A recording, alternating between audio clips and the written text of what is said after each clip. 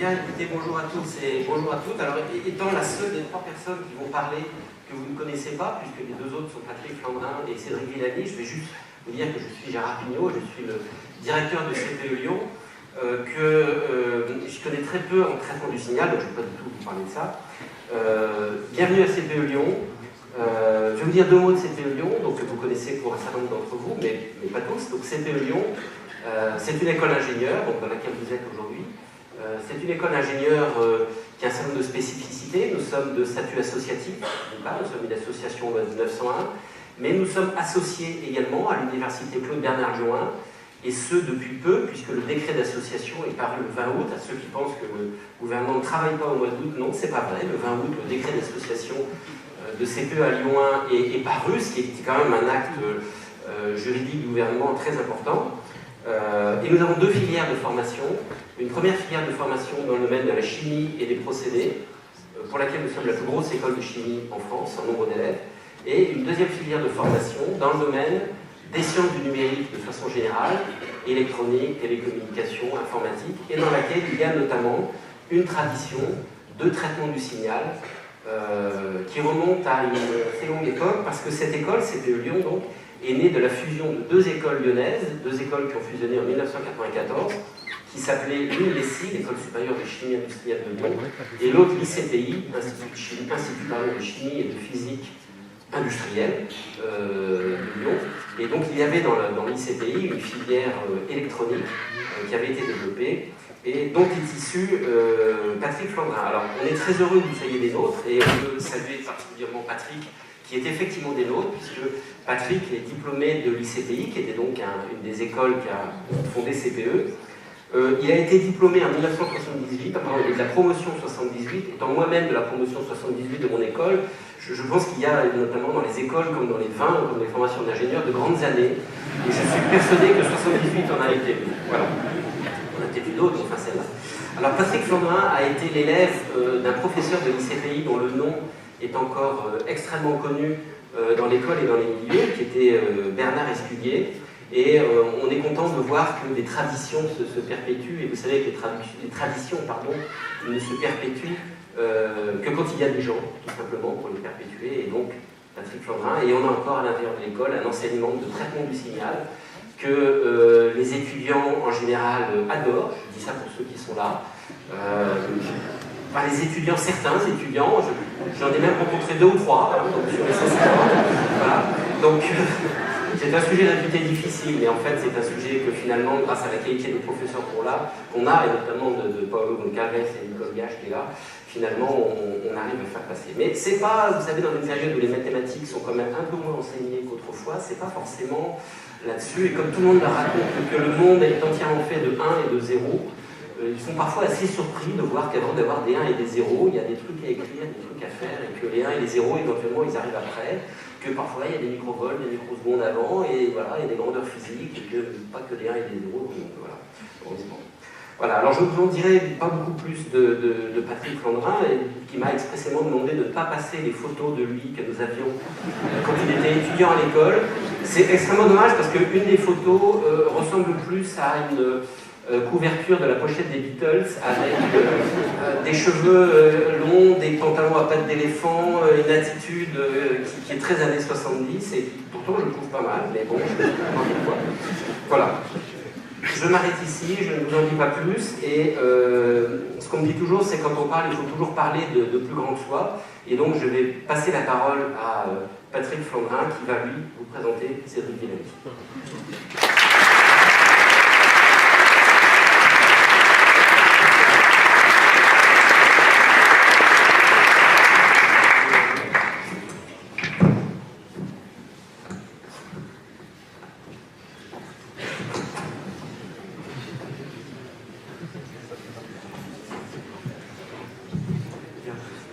Merci beaucoup Gérard pour cette première introduction. Merci pour nous accueillir, pour accueillir ce colloque GREDSI qui a lieu tous les 2 ans et qui cette année a la chance d'être à Lyon. Donc à Lyon, je suis d'autant plus content qu'il soit pour cette soirée de prestige dans ces lieux, puisque bon, même si physiquement, quand j'étais ici, c'était pas ici, c'était en centre-ville, c'est comme une école à laquelle je suis resté très attaché, et que je vous remercie d'avoir fait référence à la mémoire de Bernard Esculier. dont on a déjà parlé il y a quelques jours et qui reste très présent dans nos esprits. Donc ici, on est ravis d'avoir autant de monde présent pour cette conférence dite de prestige, parce que chaque fois, traditionnellement, on essaie dans cette conférence de traitement du signal et des images d'avoir un invité qui nous parle, qui nous fait rêver, disons, d'une manière assez générale, scientifiquement, et qui nous fait rêver. Et non, on a choisi de le faire sur ce site de CPE, qui est un des co-organisateurs de l'école avec d'autres organismes comme l'ENS de Lyon, évidemment, qui accueille les conférences tous ces jours, mais aussi l'INSA de Lyon et l'UCBL, que je tiens aussi évidemment à remercier pour leur participation à la mise en place de cet événement. Alors, bon, maintenant, je sais que vous êtes tous venus pour Cédric Villani. Alors, est-il nécessaire de présenter Cédric Villani? C'est un exercice difficile ou facile, il faut voir, mais c'est plutôt difficile parce que tout le monde sait déjà plus ou moins qui est Cédric Villani. Mathématicien qui a obtenu des résultats tout à fait remarquables dans beaucoup de domaines, beaucoup à la lisière de la physique statistique, et qui a été connu en particulier pour avoir résolu le problème de l'amortissement Landau, mais qui a travaillé sur l'équation de Boltzmann, qui a travaillé sur le transport optimal, qui intéresse les gens, traitement du ciel et des images d'ailleurs, pour certaines questions, et qui a travaillé sur des problèmes géométriques également, qui pour tout ça a reçu un grand nombre de distinctions, dont forcément, vous savez, la plus prestigieuse, qui est la médaille Fields, qui a été attribuée en 2010, et puis plus récemment, il a été élu à l'Académie des sciences. Voilà, je ne vais pas énumérer tous ces titres de gloire, parce que je pense qu'il y en aurait trop et ça nous emmènerait loin. Je veux juste rajouter qu'en plus d'être ce mathématicien, c'est aussi quelqu'un qui écrit, qui a une belle plume. On l'a vu avec Théorème vivant, et puis on l'a vu plus récemment avec Les rêveurs lunaires, qui est un bouquin extraordinaire, qu'il a écrit avec Baudouin, qui en a fait les dessins.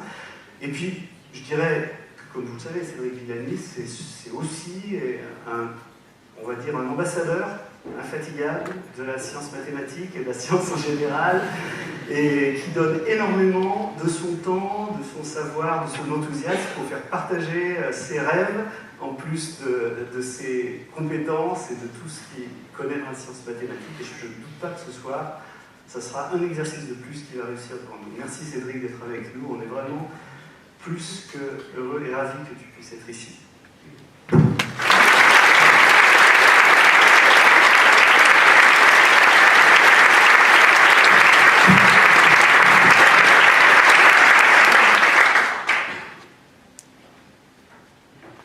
Merci beaucoup. Merci Patrick. C'est un vrai plaisir. C'est un vrai plaisir d'être ici. Est-ce que tout le monde m'entend? Jusqu'au fond là, très bien. Alors, c'est un vrai plaisir de me retrouver à Lyon. Chaque fois que je repasse à Lyon, dès que je sors j'arrive à la gare, je me dis « Ah, je suis chez moi ». Et puis, c'est un vrai plaisir aussi de participer à cette conférence, en particulier avec le patronage du cher Patrick. On s'est retrouvés plus d'une fois ces dernières années dans des débats, dans des événements publics, avec à chaque fois beaucoup de bonheur. Je vais faire ce que je peux pour lancer la vidéo. Tout à l'heure, ça marche très bien, mais comme on sait, des fois, ça s'ingénie à vous faire fondre juste souvent. Il y a un truc là, arrêt auto 2 minutes. C'est pas très engageant. Ça marche bien. Alors ici c'est connecté, voilà. On débranche et on attend et on rebranche, hein, la méthode habituelle. Voilà.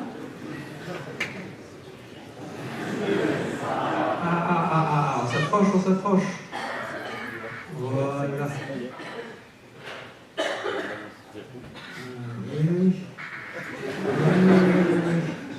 Voilà, affichage, mode plein d'écran.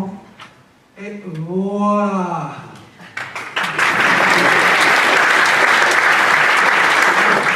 Ça suffit pour un applaudissement, c'est bon. Alors, ça fait un moment que cette conférence a été prévue, puisqu'au départ, je m'étais engagé pour le Greenseed 2013. Et puis en 2013, mes plans avaient changé. Je me suis retrouvé à Berkeley pendant la conf et j'ai supplié les organisateurs de me pardonner si je restais à Berkeley ou de venir faire l'aller-retour en France juste pour ça. Et ils ont dit « Ok, mais t'inquiète pas, on t'aura et dans 2 ans, tu ne couperas pas ». Et ils ont tenu parole, et moi aussi, et 2 ans après, voilà, c'est terminé. Alors, comme j'ai tardé à donner un titre, et pas titre à cette conférence, certains ont cru que c'était un secret, donc je me suis dit finalement j'allais mettre secret dans le titre. Alors c'est pour ça que j'ai indiqué le lien secret, comme de toute façon ça va être le cas ce soir. On va, sous la figure bienveillante de Boltzmann, voir en quoi l'information, l'entropie, agit comme un lien entre plein de choses différentes.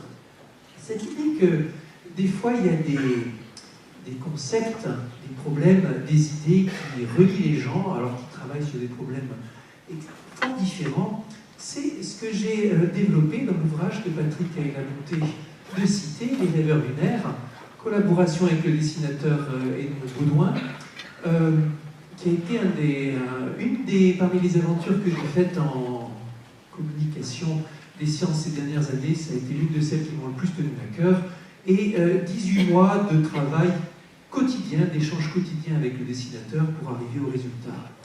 Au début, il s'agissait de faire quelque chose pour le centenaire de la naissance de Turing, c'était en 2012, partant du constat que ce qu'il y avait comme bande dessinée sur le sujet, c'était pas à la hauteur du personnage. C'est-à-dire qu'il n'y a pas de... dans la salle, il n'y a pas de raison que quelqu'un soit ici de l'exercice et soit présent. Et coup de chance, échange de mail avec Marc Monticelli, l'espace Turing à Nice, dans lequel je marque dans le email « Imagine Turing dessiné par Baudouin ». Et il a répondu « Bingo, je connais Baudouin, je vais te présenter, après à toi de jouer ». Alors, c'était parti, et entre le moment où on a eu cet échange et le moment où j'ai rencontré Baudouin, le projet s'était étoffé, et c'était plus seulement l'histoire de Turing, et en particulier l'imagination rendue des états d'âme de Turing au soir de son suicide, mais les rêveries, les états d'âme de 4 personnages, tous les 4 dans des styles très différents, remarquables par leur originalité, par le fait qu'ils ont joué un rôle dans l'ombre, dans la Seconde Guerre mondiale, un rôle qui était capital ou qui aurait pu être capital, le fait que même s'ils n'ont pas interagi, ils étaient reliés par ces problématiques. Et le premier, c'était ici Werner Heisenberg. Lui, il joue un rôle en négatif parce qu'il a échoué à concrétiser les espoirs qui étaient placés en lui pour la mise au point de la bombe atomique allemande. Alors, on n'a jamais trop su, ça reste une énigme, Heisenberg, savoir s'il a exprès fait échouer le projet, ou s'il a simplement été mauvais, ou s'il a péché par orgueil, ou si toutes les hypothèses restent possibles. Une chose est sûre, il était dépassé par les événements, et c'est assez ironique que celui qui reste dans l'histoire comme l'auteur du principe d'incertitude soit avéré en cette occasion-là particulièrement incertain et particulièrement indéchiffrable. Donc à Heisenberg le premier, et on le retrouve en 1945 avec ses compagnons d'infortune allemands prisonniers dans Farm Hall, le jour où ils apprennent l'explosion de la bombe atomique d'Hiroshima. On a les témoignages des Anglais qui les espionnaient.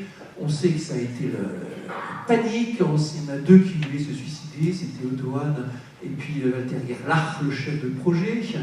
Il y avait Heisenberg qui n'y croyait pas. Pendant la nuit, on entendait des gémissements, des cris, avec toutes sortes de sentiments, à la fois vexé de ne pas avoir mené à bien la mission alors que d'autres l'ont menée, à la fois soulagé pour certains de ne pas avoir été derrière les manettes de cette arme redoutable, et puis curieux de savoir comment ça s'est fait, excité, désespéré, tout à la fois, absolument tout à la fois. C'est, on croirait, une pièce shakespearienne. Deuxième personnage qu'on a mis à la Turing, bien sûr, il est devenu très célèbre tout récemment avec ce film calamiteux Imitation Game, que je vous décommande formellement. Si vous avez le temps, lisez la magnifique biographie qui a été faite par Andrew Hodges. Les réalisateurs du film ont dit qu'ils se sont inspirés de la biographie pour faire le film. Je ne sais pas trop comment ils ont réussi à faire ça à partir du livre, hein, parce que ça n'a à peu près rien à voir. Mais en tout cas, Turing, c'est à juste titre qu'il est resté célèbre comme l'un de ceux qui ont gagné la guerre du secret au moment où il s'agissait de déchiffrer les codes secrets allemands. Une question qui est restée classifiée pendant longtemps. On sait maintenant que si les cryptanalystes, mathématiciens et autres anglais n'avaient pas réussi à casser le code secret il aurait eu au moins 2 ans de guerre de plus, ce qui était non seulement non négligeable, mais qui avait le potentiel de changer la donne. Peut-être ça aurait été un coup de bombe atomique en Europe, la guerre. On sait aussi que s'il n'y avait pas eu avant Turing et les autres 3 mathématiciens polonais qui s'étaient escrimés pendant des années à résoudre une version légèrement simplifiée de ce que les Allemands utilisaient pendant la guerre, Turing n'aurait jamais pu mener à bien la mission. On sait aussi que les Allemands auraient pu très facilement compliquer un peu plus leur code secret, de sorte que pour le coup ils soient vraiment incassables, mais qu'ils ne l'ont pas fait parce qu'ils étaient persuadés que c'était impossible de craquer avec les moyens que les gens étaient prêts à mettre sur la table. Et ça a été l'un des événements importants de la guerre, complètement secret, un épisode où la mathématique a joué un rôle fondamental. Typique de la façon dont travaillait Baudouin, vous voyez ici Turing, il est en pyjama, le jour où il s'est suicidé, il était en pyjama, en admettant qu'il s'est suicidé, ce qui reste des vertus communes, disons, admises par la majorité, des gens qui se sont penchés sur le cas. Les rayures du pyjama évoquent un prisonnier, mais en même temps ça se prolonge ici, comme des lignes d'un circuit imprimé, comme un arbre qui va fleurir, qui va pousser, évoquant l'informatique qui va se lancer. Vous voyez qu'ici, à la fois, ça ressemble à des circuits électroniques, en même temps, ça ressemble à des gens avec les bras étendus. Et ici, Turing est en train de parler avec Porgy, son ours en peluche. On sait qu'effectivement, Turing aimait bien faire lire des livres de mécanique quantique à son ourson Porgy. Et donc, on l'a représenté dans le dessin avec Porgy, son dernier confident. Troisième personnage qu'on a mis ici, c'est Léo Szilard, qui lui était à l'origine du projet Manhattan, complètement dans l'ombre. Le premier être humain à avoir compris qu'est-ce qu'il faudrait faire pour avoir une réaction en chaîne, une bombe atomique. C'était dès 1933, avoir compris aussi que le monde semblait prêt pour l'apocalypse, puisque à cette époque-là, l'école physique dominante, c'était l'Allemagne. De loin, c'était les meilleurs physiciens nucléaires du monde. Et donc, tous les ingrédients étaient réunis pour que ce soit les premiers à découvrir la bombe atomique. Et puis, il fait partie de ceux qui se sont escrimés à, au contraire, faire avancer le projet contre vents et marées, en particulier contre la désorganisation, contre l'armée, contre tout, pour faire aboutir le projet de bombe atomique, projet qui lui a ensuite complètement échappé. Et Szilard a passé toute la fin de sa vie à s'agiter comme militant pacifiste. Et là encore, un personnage qui fait changer tout, juste une personne, avec évidemment la résonance que représentent la centaine de milliers de personnes qui ont travaillé sur le projet Manhattan dans la suite. Entre parenthèses, la fameuse lettre de Einstein à Roosevelt, c'est pas Einstein qui l'a écrite, c'est Szilard, la fameuse lettre qui disait qu'il allait lancer le projet de bombe atomique. La vérité, c'est que quand Szilard et son copain Teller sont allés voir Einstein pour lui dire « Professeur Einstein, bombe atomique, c'est possible et tout ça », la réponse de Einstein, ça a été « Ah, je n'y avais jamais pensé ». Et c'est ironique parce que maintenant, évidemment, on associe la bombe atomique à Einstein. Quatrième personnage dans l'ombre, ici, vous le voyez, Hugh Dowding, un militaire anglais, celui qui était l'artisan derrière la bataille d'Angleterre, au moment où le seul obstacle qui restait pour que l'invasion de l'Europe par les régimes nazis et leurs alliés soit complet, le seul obstacle qui restait, c'était l'Angleterre, et ça dépendait de batailles aériennes avec un petit nombre d'aviateurs à peine formés, très très motivés, et Dowding, c'est celui qui d'abord, pendant 10 ans, avait mis au point, fait, qu'est-ce qu'on va dire, piloter l'innovation qui a abouti au développement des Spitfires et des Hurricanes, des célèbres avions que tous les Anglais connaissent comme étant ceux qui ont permis la victoire à cette époque-là, en tout cas ne pas être battus par les Allemands. Et puis le système de défense, à une époque où les états-majors du monde entier croyaient qu'il ne fallait pas préparer la défense, mais l'attaque, parce que de toute façon, les bombardiers passeraient toujours, quel que soit le système de défense. Donc encore quelqu'un d'extrêmement original, extrêmement intelligent, et qui a agi dans l'ombre. Alors, les 4, ils sont reliés, comme ça, et dans le livre, on explique pourquoi, comment ils sont reliés, qu'est-ce qui fait que chacun de son côté, ils agissaient avec des idéaux communs, avec des problématiques communes, et à eux 4, différentes facettes, avec leurs personnalités différentes, de l'inventeur, ingénieur, innovateur, dans une période où c'est extrêmement crucial. En préparant le projet, c'était intéressant de remarquer aussi comment sur les personnalités il y avait des convergences.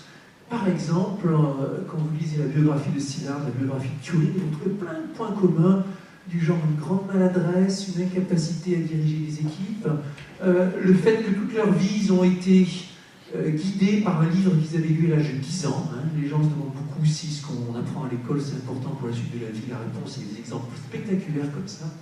Et donc c'était pour moi aussi un travail passionnant à découvrir. Alors, si on était là, tel qu'on l'a rédigé, c'est pour que ça parle au grand public, mais si on se prêtait à cet exercice-là devant une audience comme celle-ci, experte en traitement du signal, en théorie de l'information, on peut relever un petit peu le débat à un étage un peu spécialisé, et je me suis amusé à chercher un lien qui parle à cette audience entre les quatre au niveau de leur travail, au niveau de la façon dont ils sont passés dans la postérité. Alors, le lien qu'on va trouver entre les quatre, c'est les questions d'information, les questions d'information en général. Et on va commencer à trouver un lien entre l'information et Heisenberg. Vous allez me dire, quand on pense à Heisenberg, on pense tout de suite à incertitude, et bien sûr, incertitude et information, c'est comme les deux faces de la même chose.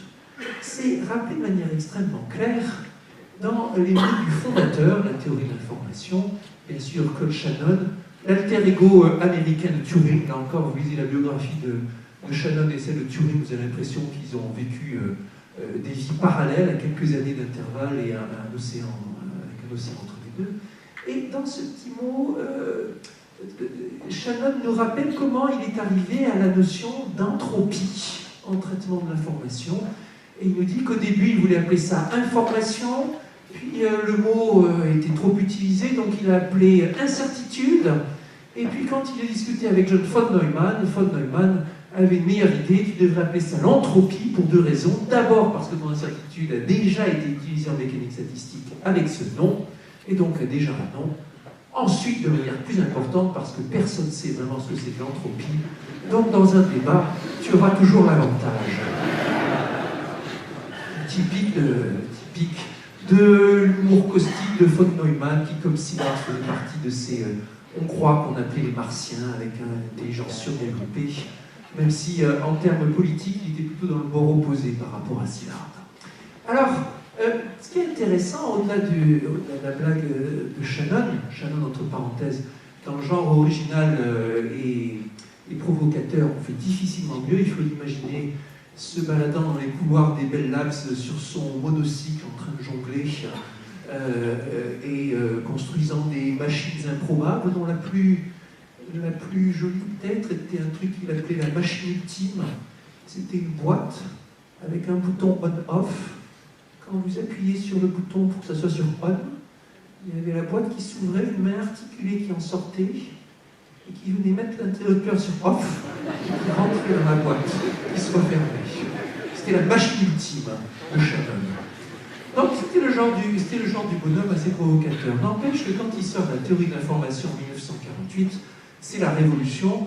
Et du point de vue de télécommunications, c'était un changement considérable. D'un coup, on savait quantifier à quel degré, jusqu'à quel degré on peut comprimer un langage, comment on peut coder, comment faire pour avoir des codes qui résistent aux erreurs.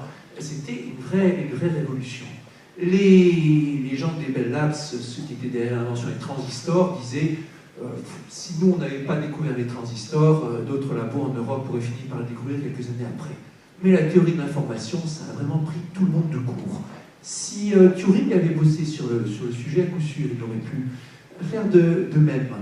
Alors, l'autre chose qui est intéressante, c'est information, donc et incertitude, le fait qu'il envisage les deux comme étant synonymes, alors que ça nous paraît le contraire l'un de l'autre, l'information et l'incertitude. La clé étant, comme je dis, c'est les deux faces l'une de l'autre. Dans la théorie de Shannon, ce qui fait le prix d'une information, c'est l'incertitude a priori. Connaissance a posteriori, l'incertitude a priori. Et moins vous avez d'informations a priori sur ce que sera le résultat de l'expérience ou le message que vous allez décrypter, plus précieuse sera l'information que vous allez en retirer. Et si vous avez par exemple un message que vous décryptez, ce qui fait le prix d'un mot par exemple, c'est le fait qu'il soit rare, le fait qu'il soit inattendu, le fait qu'on ne soit pas du tout certain que ce soit ce mot-là qui va arriver. Et dans les mesures, par exemple, les façons de mesurer l'entropie d'un langage, par exemple, il y a des expériences dans lesquelles on demande à des volontaires de deviner le mot qui va suivre en fonction de la fréquence avec laquelle on réussit à deviner le mot qui va suivre. On en déduit des mesures de l'incertitude, des mesures pratiques de l'information. Si on veut trouver un autre lien entre l'information et le principe d'incertitude de Heisenberg, il y a plus dur et plus sophistiqué. Il y a cette magnifique inégalité, le principe d'incertitude de Beckner-Hirschman, quelque chose qui est des années 70-80, qui vous dit que si on prend la formule, on va en parler en long et en large, mais ici vous avez la fameuse formule de l'entropie de Boltzmann, et vous prenez une fonction de densité comme en mécanique quantique, une fonction d'onde, psi à valeur complexe, dont l'intégrale du carré est égale à 1. Et bien, vous regardez alors la somme de l'entropie de la densité psi carré et de la transformée de Fourier au carré, la somme de ces deux entropies est jamais plus basse que n fois 1 moins log de 2, une certaine quantité universelle. Ce qui veut dire, en gros, s'il y a beaucoup d'informations dans la fonction de densité elle-même, il ne peut pas y en avoir beaucoup dans la transformée de Fourier. Vous avez une dualité qui dit que s'il y a beaucoup d'informations d'un côté de Fourier, il n'y en a pas beaucoup de l'autre côté. Et c'est beaucoup plus fort, vous pouvez en déduire de manière extrêmement simple le principe d'incertitude de Heisenberg qui dit que si vous êtes bien localisé d'un côté de Fourier, vous êtes mal localisé de l'autre côté de Fourier. Cette inégalité, elle est remarquable d'abord parce qu'elle est profonde, elle est mystérieuse, les seules preuves qui sont connues, elles sont invraisemblables, il faut aller chercher des trucs invraisemblables qui n'ont aucun sens en termes de théorie de l'information, des constantes optimales, un transformé de Fourier entre espaces de Fourier. Et puis, donc, il doit y avoir forcément une preuve plus simple et plus directe. Et l'autre chose qui est frappante, c'est qu'elle est peu utilisée, malgré le fait que sa profondeur est immédiate dès que vous commencez à étudier un peu. Est-ce qu'un jour, il y aura quelque chose d'important qui en sera tiré? J'en sais rien. Mais là, on a un vrai lien entre théorie de l'information et mécanique quantique. C'est une forme d'une inégalité simple qui en attend d'une belle preuve et en attend d'une belle utilisation. Alors, continuons notre tour des rêveurs lunaires, comme je les ai appelés. Et cette fois, on passe à Turing. Alors là, évidemment, d'abord, Turing travaille sur la théorie du code. L'entropie est une mesure des taux de compression. Évidemment, ça va jouer un rôle quand vous regardez des codes, des messages codés. Je vous parlais du problème de deviner des mots, mais ça fait aussi partie de l'arsenal mathématique que Turing a développé dans le cadre du décryptage Enigma, des formalisations de probabilité bayésienne. Si on a déjà décrypté tel message, tel mot, quelle est la probabilité que tel mot arrive, que tel caractère arrive, et donc c'était des considérations qui lui importaient. Et puis, comme je disais, il y a eu une rencontre entre, comme je n'ai pas dit, il y a eu une rencontre entre Shannon et Turing, à l'époque où Turing visitait l'Amérique pour informer les Américains de l'état où ils en étaient pour les codes. Et ce jour-là, il y a eu vraiment le sentiment de Turing d'avoir trouvé pour la première fois quelqu'un qui comprenait toutes ces questions, qui comprenait l'informatique naissante, qui comprenait l'information. Alors, si on continue, information et Szilard, avant de travailler sur la bombe atomique, Szilard, il a travaillé sur la théorie de l'information, c'est le sujet de sa thèse, en particulier une tentative de résoudre ce fameux paradoxe de Maxwell, le démon de Maxwell. Maxwell, c'était cette expérience de pensée, vous avez une boîte avec un gaz, une paroi de part et d'autre, et puis vous mettez un petit démon malicieux qui ouvre un clapet chaque fois qu'il y a une particule qui est en train d'arriver, mettons là, elle arrive de la gauche vers la droite, paf, le démon ouvre la paroi, c'est une paroi très mince, ça ne coûte quasiment rien comme effort, de sorte que la particule va rentrer à droite. Mais il ouvre que quand la particule va aller de la gauche vers la droite et jamais de la droite vers la gauche. Et vous avez ainsi, sans travail, une façon de diminuer l'entropie, comme on dit, d'arriver à une situation où toutes les particules vont d'un côté de la boîte et aucune va de l'autre côté. Évidemment, ça semble complètement paradoxal, ça posait problème aux théoriciens de la thermodynamique. Et ce qu'a montré Szilard avec certains modèles, c'est que si vous prenez en compte l'énergie qui est associée à l'effort de l'information qui est derrière, par exemple l'énergie qu'il voudra mettre en œuvre pour stocker, pour repérer, pour faire l'expérience de la particule, pour stocker le résultat et pour que ça fasse une action, vous arrivez à montrer que finalement vous générez autant d'entropie que la diminution entropique est causée par le flux de particules de la gauche vers la droite. Il y a eu d'autres travaux qui ont été faits dessus, avec des interprétations un peu différentes de celles de Szilard, en particulier la question d'effacer l'information, si vous avez une case mémoire, d'effacer l'information précédente. Physiquement, qu'est-ce que ça va représenter d'effacer cette information? Ça va encore vous coûter de l'entropie, et ainsi de suite. Alors on peut critiquer ce genre de réflexion aussi en disant, faire attention, les démons, on peut en faire à moindre frais si on modifie un tout petit peu le modèle, faites attention aux hypothèses. Par exemple, si au lieu de prendre des particules comme on a l'habitude qui rebondissent selon des lois élastiques de la physique, si vous prenez une particule inélastique, c'est très facile de faire des configurations dans lesquelles l'entropie diminue spontanément et votre système va d'une configuration homogène à une configuration inhomogène. On voit des expériences spectaculaires, vous agitez une boîte avec des compartiments, des boules qui peuvent passer par-dessus des petites barrières. Au début, vous rangez dans les compartiments, vous mettez autant de boules les uns que les autres.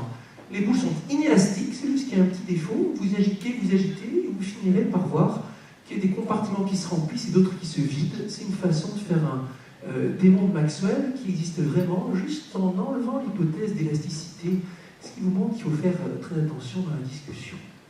Alors, donc, information, on la retrouve chez Szilard, chez Heisenberg, chez Turing. Je ne l'ai pas fait pour Dowding ici, mais en y réfléchissant, là, juste avant la conf, je me disais qu'on aurait pu aussi la faire pour Dowding, par exemple, sur les questions d'estimation, des estimations statistiques qui étaient faites sur les avions pendant la guerre. Il y a un statisticien qui s'est rendu célèbre pour ça. Imaginez que vous devez déterminer quels sont les endroits qui sont les plus vulnérables pendant la guerre pour vos avions. Les avions qui partent, il y en a qui ne reviennent pas, et ceux qui ne reviennent pas ont été touchés par l'ennemi.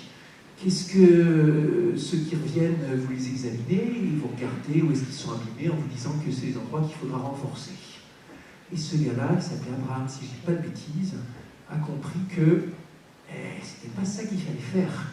Il fallait au contraire regarder les endroits qu'on ne retrouvait jamais comme étant endommagés pour savoir quelles étaient les blessures fatales aux avions. Et dans vos modèles de probabilité, ça change tout. Et ça vous indique bien qu'il faut faire extrêmement attention sur les questions d'information cachée quand on analyse statistiquement, et il faut raisonner avec un modèle, sinon votre interprétation de l'information, elle ne marche pas. Donc on aurait pu trouver de l'information partout. Alors, avec ces idées-là, on va développer l'idée que l'information c'est un concept unificateur, et je vais vous parler un petit peu de théorie classique de l'information au sein de l'entropie de Boltzmann. On va revenir aux fondamentaux, et puis je parlerai un peu de ce que moi j'ai fait dans cette histoire-là. Il y a eu une époque où je disais que l'entropie c'était le seul lien entre tous les articles que j'avais écrits, et vous allez me dire, ça fait donc que c'est très spécialisé, mais non, parce que l'entropie ça se retrouve pas partout, mais dans plein de sujets différents. Alors, information ou entropie, comme je vous disais, c'est des faces l'une de l'autre, c'est le contraire. Disons que l'entropie, information d'habitude, c'est l'opposé d'une entropie. Juste un signe moins entre les deux. Et vous avez plein de variantes des entropies qui toutes vous donnent une mesure du mystère qu'il y a dans une expérience ou dans un système. L'entropie de Boltzmann, c'est quand vous avez un état statistique, vous allez regarder une configuration statistique et vous vous demandez qu'est-ce qu'il y a au niveau microscopique. Comment sont les molécules, comment sont les atomes, sachant que la statistique est comme ça. Et donc deviner les états microscopiques, c'est ça le problème de l'entropie de Boltzmann. L'entropie vous dit combien c'est dur de deviner cet état caché. L'entropie de Shannon, elle, c'est plutôt deviner un signal. Est-ce que c'est dur de deviner le signal qui va venir? Formellement, les deux sont les mêmes, mais la question derrière est assez différente dans son objet, mais dans un cas comme dans l'autre, c'est une mesure du mystère ou du degré de suspense qui reste une fois, juste avant que vous fassiez votre observation. Alors, on parle aussi en mathématiques d'entropie de Kolmogorov-Sinai. Elle, c'est pour un système dynamique, et vous demandez quel est le mystère qu'il y a dans le système dynamique. Est-ce qu'il est très chaotique? Si vous connaissez le début de la trajectoire, est-ce que vous arrivez à prédire la suite? Vous avez la complexité de Kolmogorov. Vous avez un certain phénomène, vous demandez quelle est l'explication minimale, le plus petit programme informatique qui pourra en rendre compte. Vous avez l'information de Fischer, qui, elle, vous parle de la difficulté de deviner un paramètre statistique, à coup d'estimateur non biaisé, des choses comme ça. Et puis vous en avez d'autres qui sont des variantes des uns et des autres, entropie métrique, topologique, entropie de von Neumann, entropie de Voekulescu, et ainsi de suite. Nous, on va se concentrer modestement sur les deux premières, l'entropie qui sont la même mathématiquement parlant, on va appeler ça l'entropie de Boltzmann-Shannon.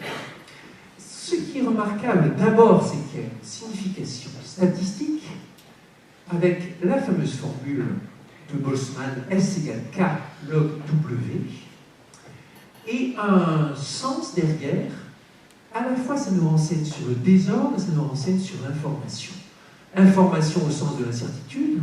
On observe un gaz, par exemple, le fait de faire des expériences macroscopiques, comme mesurer la pression, la température, la densité, qu'est-ce que ça nous dit vraiment sur l'état du gaz?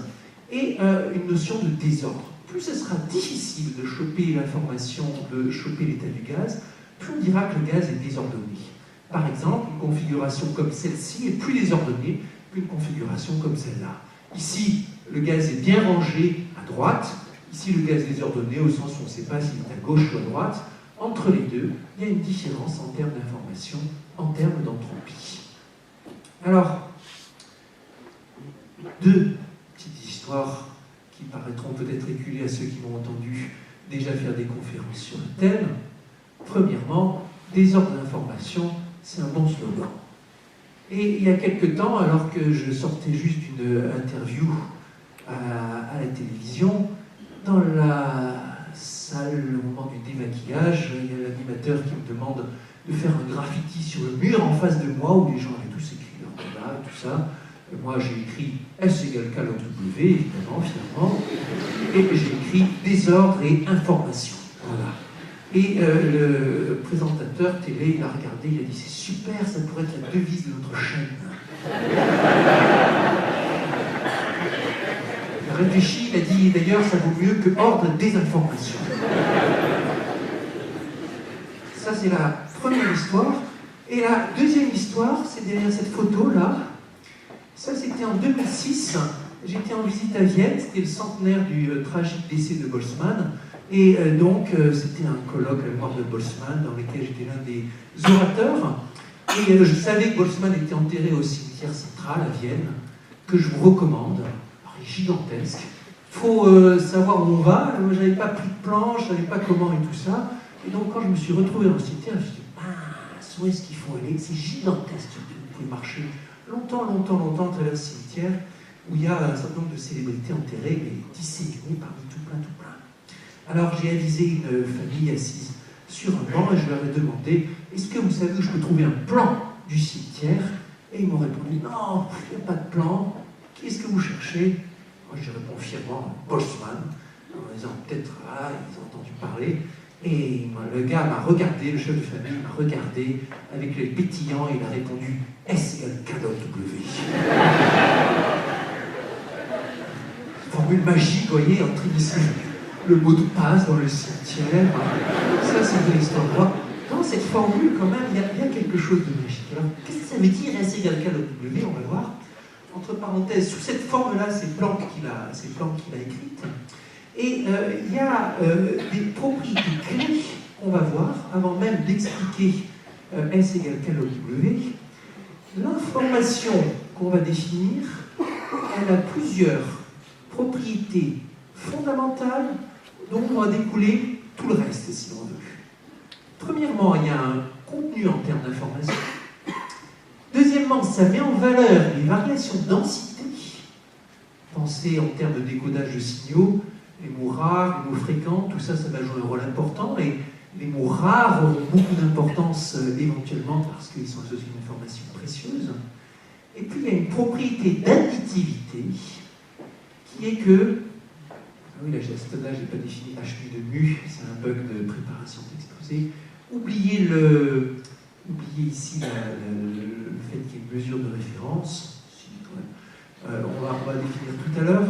Pour l'instant, mettez que ce soit juste oubliez ça. quand vous regardez l'information associée à un produit tensoriel de mesure, c'est la somme des informations. Ça, c'était le point de départ, entre parenthèses, de la théorie de Shannon. Ce qu'il a dit, c'est une simplicité biblique. Si on reçoit deux signaux indépendants, les informations doivent s'ajouter. Voilà. Et cette propriété, on va la voir qu'elle découle aussi de la définition de Boltzmann et qu'elle entraîne plein de propriétés importantes. Alors voici la formule de Boltzmann et qu'est-ce qu'on va faire de S égale K log W. Alors d'abord, W, c'est le nombre de possibles dans la théorie de Boltzmann. Et un système que j'observe, j'ai une information partielle sur ce système. Une fois que j'ai pris cette information partielle, qu'est-ce qui reste comme possibilité pour la partie inconnue du système? On fait la liste de toutes les possibilités, on appelle ça W, c'est un nombre ou un volume, selon que vous êtes dans le discret ou dans le continu. Vous en prenez le logarithme et juste multiplié par une constante. Logarithme du volume des possibles. Qu'est-ce que ça va être? On va le voir en même temps, on va calculer en pratique ce que c'est. Imaginez que vous observez un système de grand n particules, avec n qui est grand, c'est peut-être 10 puissance 10. Et puis, ces particules, elles sont dans certains états. Mettons qu'on soit dans un formalisme discret, les états ont un numéro de 1 à k, c'est comme si on rangeait les particules dans des boîtes, par exemple on a k couleurs, et on observe les fréquences. On sait qu'il y a tant de pourcents de particules qui sont dans l'état vert, tant de pourcents qui sont dans l'état rouge, et ainsi de suite. Regardons les fréquences qui sont associées à ça. Mettons que ce sont des nombres rationnels dont la somme est égale à 1, et on va se demander combien il y a de configurations possibles qui correspondent aux fréquences que j'observe. Combien de façons de ranger les n boules dans les k boîtes, de sorte que les fréquences observées, les nj sur n pour tout j, soient égales aux fréquences qui m'intéressent, le vecteur des petites fj. Ici, dans cet exemple, j'ai un vecteur de fréquence qui est 0, 1 sixième, 1 tiers, etc. Et un nombre de particules qui est égal à 6, 9, 10, 12. Ok. Si je dis pas de bêtises. Et la formule combinatoire, elle vous dit que ce nombre de possibles, c'est ça, factoriel n divisé par le produit du factoriel nj. Ça, c'est W dans la théorie de Boltzmann. Une fois que vous avez observé les fréquences, c'est l'information partielle, macroscopique, vous regardez les états microscopiques, et c'est un grand nombre gigantesque en général. Vous en prenez le logarithme, vous divisez par n, vous faites tendre n vers l'infini. Ce qui vous reste, c'est moins la somme des fj, log fj. Et c'est ainsi que vous trouvez la fameuse formule de Boltzmann, moins l'intégrale de f log f. Une intégrale d'une fonction non linéaire de la densité, du vecteur des fréquences, et cette intégrale, cette non-linéarité, elle fait intervenir un logarithme. Ce qui est cohérent avec ce que je vous disais, que l'information associée à des événements indépendants doivent s'ajouter. Les événements indépendants sont associés à des mesures qui se multiplient. Pour passer d'un produit à une somme, il vous faut un logarithme. Donc ça, c'est le sens de la formule de Boltzmann. Si vous avez quelque chose qui formellement ce qui serait comme K log W, W c'est le volume ou la somme le nombre des possibles. Alors, donc la signification physique, il s'agit de mesurer le volume des micro-états associés avec un certain degré de précision dans les observables macroscopiques à une configuration macroscopique qui est la distribution observable, la fréquence. Et donc la question à laquelle répond l'entropie de Boltzmann, c'est la configuration que j'observe, est-ce qu'elle est exceptionnelle ou pas? Est-ce qu'elle peut venir de plein de possibilités ou pas? Configuration qui serait rare, ça serait par exemple celle dans laquelle toutes les particules seraient dans le même état. Quelque chose comme une distribution à la Bose-Einstein, avec juste le cœur. Et en revanche, une distribution qui serait très étalée, qui pourrait venir de plein de configurations possibles, elle ne sera pas exceptionnelle, et elle aura une entropie élevée.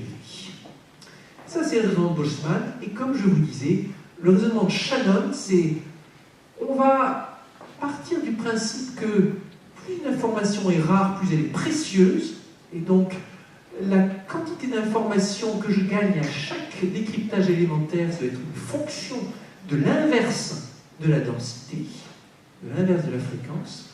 On prend le logarithme pour avoir cette propriété d'additivité par rapport au produit tensoriel, et on aboutit à notre formule.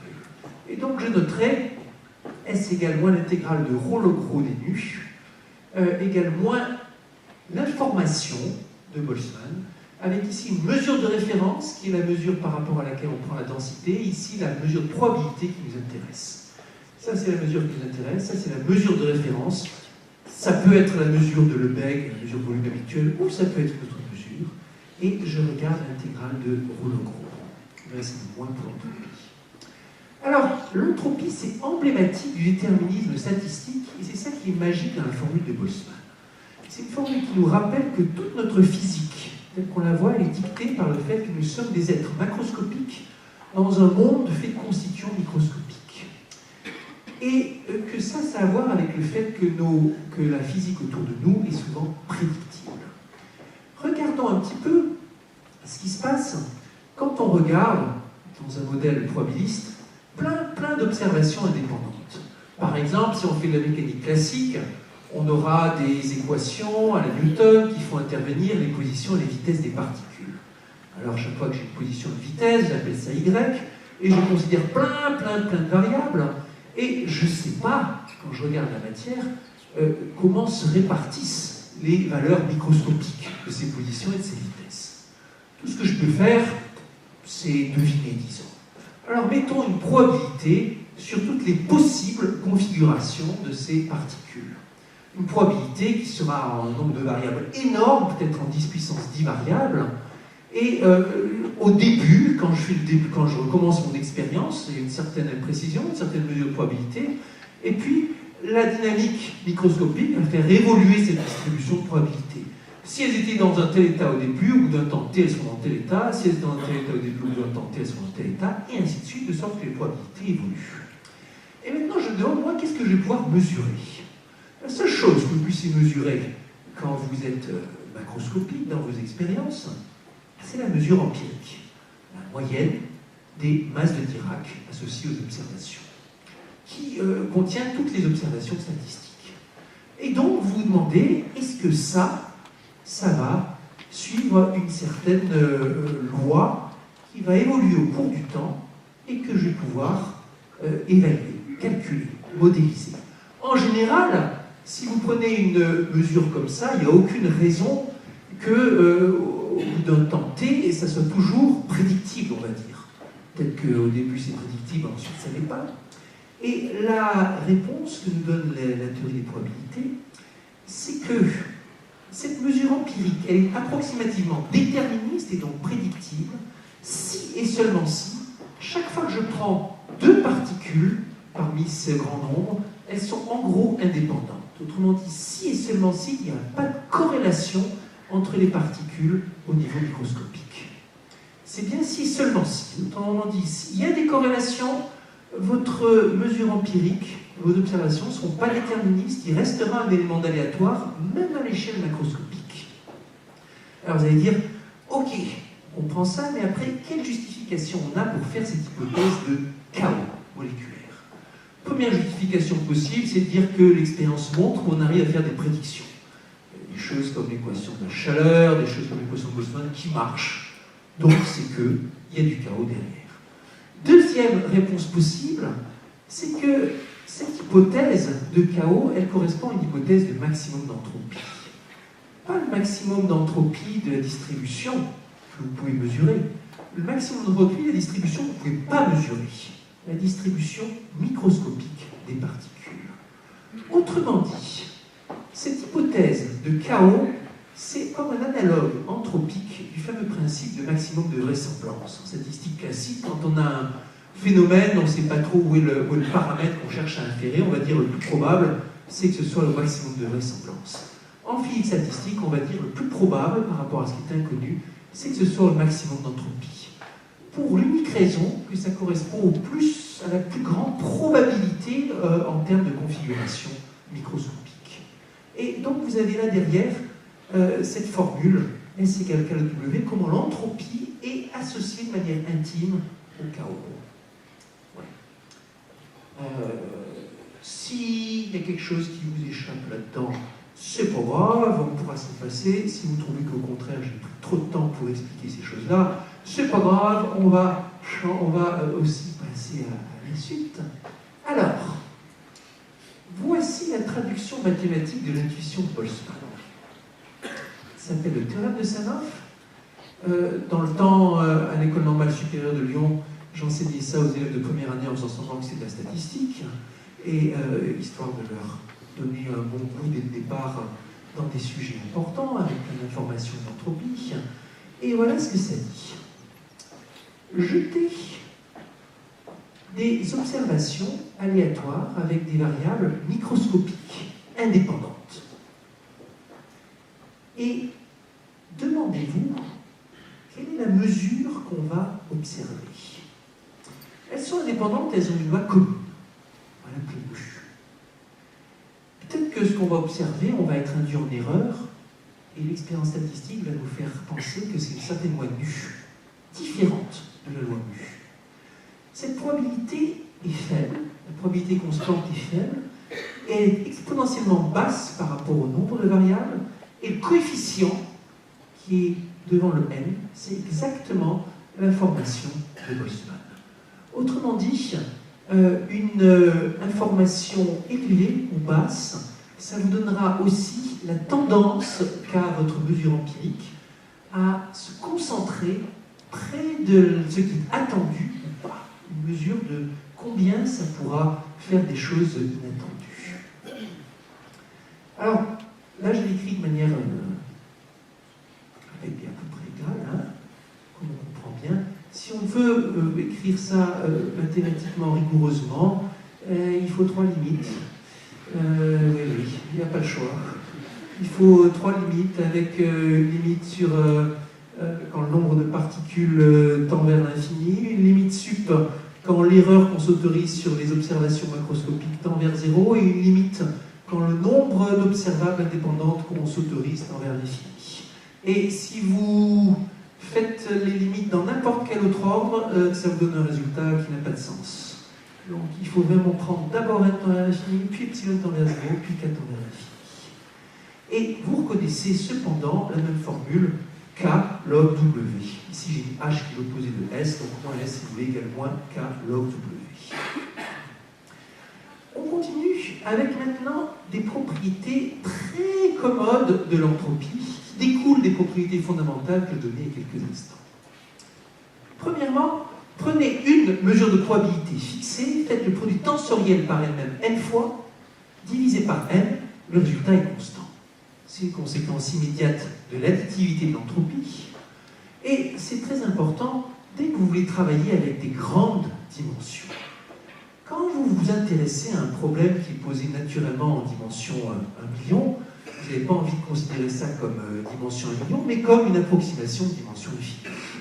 Si vous faites de l'analyse en grande dimension, vous avez besoin de contrôler vos densités, tous vos outils habituels d'analyse, ils se cassent la figure, sauf l'entropie et les informations, parce qu'elles se comportent bien par rapport à cette grande dimension. Ce qui explique que l'entropie soit un outil favori des analystes travaillant en grande dimension. Outil suivant, également un grand favori des analystes, les inégalités de Sobolev logarithmiques, qui vous disent, quand elles s'appliquent, que l'information de Boltzmann est dominée par l'information de Fischer. L'information de Fischer, je vous ai mis ici la plus simple d'entre elles, l'information correspond à la difficulté de deviner, par inférence statistique, quelle est la moyenne d'une distribution dont vous connaissez la forme, mais pas où elle est centrée. Certaines formes, mais vous ne savez pas où c'est centré, vous voulez le deviner par un estimateur, quelque estimateur qu'il soit, non biaisé, il y aura fatalement une certaine part d'erreur, et l'information de Fischer, elle vous dit quelle est l'erreur minimale que vous allez faire typiquement. Et pour beaucoup de mesures nues, on sait que cette inégalité est vraie pour n'importe quelle mesure nue. Par exemple, ici, nu pourrait être la mesure gaussienne, une mesure de référence, et vous allez avoir cette inégalité qui sera vraie. Cette inégalité est extrêmement populaire en analyse, par exemple analyse processus stochastique. Elle a une interprétation remarquable en termes statistiques. Elle vous dit que si vous avez un processus stochastique, truc genre mouvement brownien, avec une certaine mesure d'équilibre, quand vous cherchez à estimer votre distribution d'équilibre en faisant du sampling, en faisant des échantillonnages aléatoires indépendants par rapport à cette mesure d'équilibre, ça sera jamais mieux que quand vous l'observez, quand vous l'estimez avec les trajectoires du processus stochastique. En d'autres termes, une estimation trajectorielle Monte Carlo Markov Chain ou par processus stochastique marche toujours au moins aussi bien qu'une estimation par échantillonnage directement de l'équilibre. On continue avec l'une des plus célèbres inégalités de Shannon, l'inégalité de Shannon-Stam. Shannon l'a conjecturé, Stam l'a prouvé. Elle vous dit que quand vous mélangez deux signaux aléatoires indépendants, vous pouvez seulement faire décroître l'information. Ce qui a un sens. Si vous avez un truc, le fait de mélanger des choses, on a envie de se dire que ça doit diluer l'information qui est contenue dans l'un ou dans l'autre. Formulation précise, prenez x et y, deux variables aléatoires indépendantes, lambda un paramètre compris entre 0 et 1, et vous gardez racine de lambda fois x plus racine de 1 moins lambda fois y. Pourquoi avec des racines carrées? Ça c'est pour préserver la variance qui vous dit comment votre signal est localisé. Eh bien vous avez l'entropie de ce signal combiné qui n'est pas inférieure à la combinaison des entropies des signaux. On peut le réexprimer en termes de ce qu'on appelle la puissance entropie, entropy power, et ça vous dit juste que la puissance entropie de la somme des deux signaux est minorée par la somme des puissances entropie. Donc ça c'est l'un des résultats remarquables de conjecturer donc dans Shannon, et avec le recul on a compris que c'était un analogue dimension infinie de la fameuse inégalité de Brun-Minkowski qui s'applique à des ensembles dans Rn. Prenez deux ensembles dans Rn, quels qu'ils soient A et B. Alors le volume de la somme A plus B, c'est-à-dire la somme de tous les vecteurs de A et des vecteurs de B, à la puissance 1 sur n est jamais inférieure à la somme des volumes à la puissance 1 sur n. Il y a quelques instants, je vous disais que l'entropie, ça correspond à un volume de micro-états. Quand vous appliquez l'inégalité de Brun-Minkowski à ces micro-états et vous passez à la limite quand la dimension tend vers l'infini, en faisant bien attention, vous retrouvez cette inégalité de Shannon. C'est pas évident de le faire, c'était un travail suggéré par Voiculescu il y a une vingtaine d'années, et ça vous donne une interprétation profonde, si on veut, de cette inégalité que Shannon avait conjecturée sur des bases purement informationnelles. Donc une information d'interprétation en termes purement géométriques. Et on continue avec l'une des propriétés les plus célèbres de l'entropie, le fait que ce soit monotone. En présence de chaos statistique, si vous avez de la réversibilité microscopique, alors l'entropie macroscopique croît. Je répète, si vous avez la réversibilité microscopique, par exemple si la dynamique microscopique est une dynamique newtonienne, comme un grand jeu de billard sans frottement, dans lequel vous pourriez regarder le film à l'endroit ou à l'envers sans que les lois de la physique soient changées, alors quand vous passez à l'échelon macroscopique, vous verrez une augmentation de l'entropie. C'est le cas pour le billard. Pour un système de type billard, l'entropie au niveau microscopique, elle est préservée, tout est réversible. Au niveau macroscopique, elle augmente. Et de manière paradoxale, si on a de l'irréversibilité au niveau microscopique, en général, ça ne donne rien de particulier. Et le contre-exemple remarquable, c'est ces boules inélastiques dont je vous parlais, qui elles forment un système irréversible microscopiquement et pour lesquels l'entropie peut augmenter ou diminuer, et en tout cas pour lesquels il n'y a pas de comportement irréversible particulier. Là encore, si on a en tête l'interprétation de Boltzmann en termes de volume des possibles, on comprend ça. Imaginez que vous partez d'une certaine configuration avec une certaine entropie, donc un certain volume des possibles. Dans ce volume des possibles, qui correspond donc à votre configuration initiale, toutes les configurations qui étaient déjà admissibles, si vous suivez la dynamique, elles vont rester admissibles. Si la dynamique est microscopiquement réversible, typiquement un système newtonien, le volume microscopique des possibles sera conservé. Comme le volume est conservé microscopiquement, vous n'aurez jamais moins de configurations au temps t que vous en aviez au temps 0. Toutes celles que vous avez déjà au temps 0, vous les gardez, parce qu'il y a conservation du volume.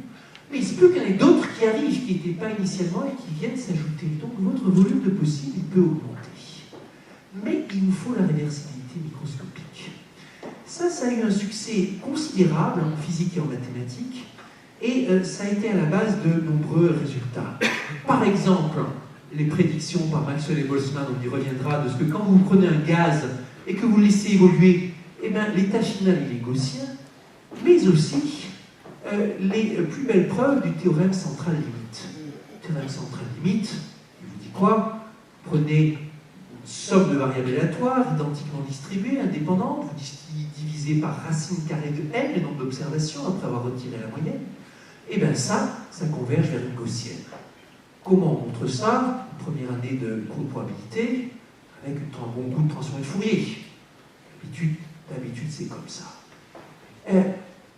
Parfois, d'autres preuves basées sur les moments, parfois des preuves combinatoires, mais la preuve qui fait vraiment comprendre, c'est celle qui est basée sur l'entropie.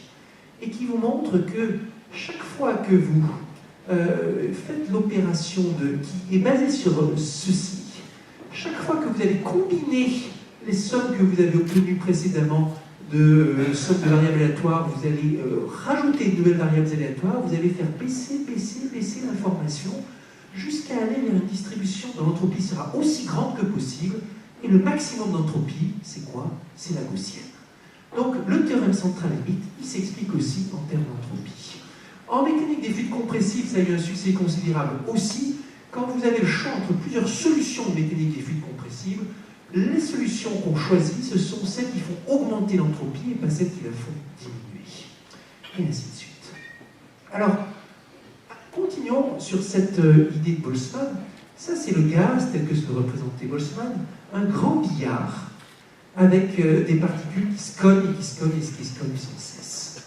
De temps en temps, les particules changent de vitesse et la trajectoire d'une particule est imprédictible parce que ça va dans tous les sens, mais la magie des grands nombres fait que la trajectoire statistique est prévisible, l'ensemble de la distribution, on peut la suivre. Vers 1870 arrive la révolution, quand Maxwell et Boltzmann donc suggèrent que non seulement on va pouvoir écrire l'équation qui va gouverner l'évolution de la distribution statistique, l'équation de Boltzmann, avec en particulier ce gros terme de collision qui modélise les collisions des particules les unes avec les autres, où vous avez ici des vitesses des particules avant le choc, des vitesses des particules après le choc, ou au contraire d'ailleurs, ce qui n'a pas d'importance ici parce que c'est une dynamique micro-réversible. Et si vous attendez assez longtemps, le gaz va devenir gaussien, les statistiques deviendra constante par rapport à la position, gaussienne par rapport à la vitesse, ce qu'on appelle la thermalisation du gaz. Assez fondamental, c'est l'effet qui vous garantit que si vous mettez un gaz dans une boîte, au bout d'un certain temps, il y aura une température bien définie dans la boîte. Et la démonstration théorique de cet effet, elle est basée sur la croissance de l'entropie et le fait que les collisions font augmenter l'entropie. Donc ça, c'est le théorème H de Boltzmann. H, c'est toujours l'opposé de S. Et le calcul de Boltzmann, très joli calcul, très astucieux mathématiquement parlant, vous montre que la production d'entropie, S l'entropie, le long de l'équation de Boltzmann, est donnée par l'intégrale de quelque chose qui est compliqué, mais qui est toujours positif, et qui ne s'annule que si vous êtes gaussien par rapport à la variable de vitesse. Une fois qu'on a dit ça, on se dit, il y a quand même quelque chose qui est embêtant. Si le déterminisme... Oui, je sens la question là. Alors, ici, V et V étoiles, les vitesses de deux particules qui sont en train de se cogner, et V' étoiles, les particules, les vitesses juste après le choc. Donc ici, vous avez les vitesses avant le choc, ici vous avez les vitesses après le choc, F c'est la densité du gaz, et ça c'est la production d'entropie due aux collisions à chaque instant, en chaque position. Et ce machin-là, il n'est pas rigolo quand on le voit pour la première fois, mais il est bien plus sympathique qu'il en a l'air, parce que si j'appelle ça X et ça Y, c'est la forme X moins Y fois log de X sur Y. Autrement dit, X moins Y fois log de X moins log de Y, et ça c'est toujours positif. Et c'est très facile donc de montrer que ça c'est positif. En revanche, c'est du sport de le minorer par un truc strictement positif, acceptable. J'ai passé une partie de ma vie à ça, trouver des minorations à ce machin, avec toutes sortes d'astuces. Alors, vous allez me dire, si on croit en Boltzmann et le fait que l'approche d'un gaz est un phénomène lié à l'entropie, donc lié au chaos, donc lié aux statistiques, à la probabilité, on se dit, mais alors, ça devrait être une conclusion probabiliste aussi. Genre le gaz, il devrait parfois aller vers l'équilibre, parfois pas. La réponse c'est non. Le gaz, il va toujours vers l'équilibre, parce que vous êtes face à des nombres tellement gigantesques que le probable devient certain. Pourquoi ça? Imaginez par exemple la configuration dans laquelle vous avez un gaz qui est dans une demi-boîte, au début de l'expérience, vous supprimez la cloison qui l'empêche d'envahir toute la boîte, le gaz va alors envahir la boîte tout entière. L'entropie va alors augmenter de nombre log de 2. Mettons que L soit 10 puissance 17, c'est parfaitement réaliste, ça correspond à un volume de micro-état de puissance 10 puissance 17 fois plus large. 2 puissance 10 puissance 17, c'est un nombre qui n'existe pas tellement il est grand. Pour donner un ordre de grandeur, si vous comparez ça au rapport entre le volume de la galaxie et le volume du proton, il faudrait élever la puissance 300 000 milliards. Donc ça, c'est pour vous dire que face à des nombres aussi grands, tout ce qui est probable devient certain. Les chances qu'un jour quelqu'un observe un gaz qui ne revient pas à l'équilibre dans toute l'histoire de l'univers sont négligeables. Et c'est ici, c'est très important dans cette théorie, le grand nombre. Toute l'histoire de l'entropie, de Boltzmann, tout est dominé par n très très grand. Et toute une grande partie de notre physique est dominée par ça. Alors, petite façon de voir les choses, que j'aime bien. Comment comprendre ce retour vers l'équilibre et cette augmentation de l'entropie? Imaginez que, on va faire une analogie où ça c'est des petits gamins qui sont qui sortent juste de classe et au début on est en train de leur faire la lecture ou quelque chose comme ça, et donc ils sont rangés près de la porte, ils sont tous à la droite, et puis vous les laissez, vous vous souvenez, le début de la récréation, vous les laissez libres de faire ce qu'ils veulent, au bout d'un certain temps ils vont envahir tout. Pourquoi? Parce qu'ils sont indépendants, parce que il y en a qui vont aller se battre dans un coin, il y en a qui vont aller jouer dans un autre, ils vont faire n'importe quoi et les uns les autres ils ne se parleront pas ou ils ne seront pas de mouvement concerté globalement. Dans la théorie de Boltzmann, c'est exactement ça. Pas de mouvement concerté globalement, mais du fait qu'il y a chaos, automatiquement ça va dans des situations qui augmentent l'entropie. Vous pouvez prédire que c'est ça qui va se passer. Il y a eu des attaques contre ça, et en particulier Loschmidt avait dit. Imaginez qu'au temps t, je renverse toutes les vitesses. Regardez la formule moins l'intégrale de f log f, ça ne change pas l'entropie. Et puis je laisse aller. Eh ben, par micro-réversibilité microscopique, ça va revenir au point de départ, ce qui montre bien que l'entropie, elle s'est mise à décroître. Solution du paradoxe est subtile. Boltzmann a répondu, vas-y, renverse les particules. Tiens, voilà.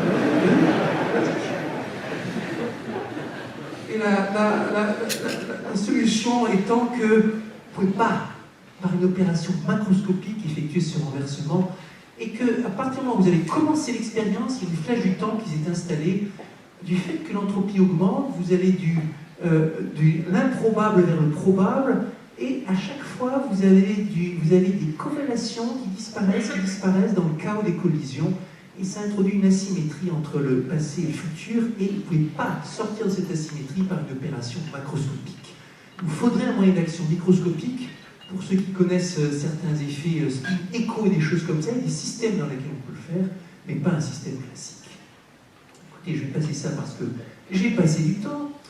Ici, un petit quelque chose pour vous prouver que le concept introduit par Boltzmann, il est super plastique et qu'on peut l'adapter à plein de choses.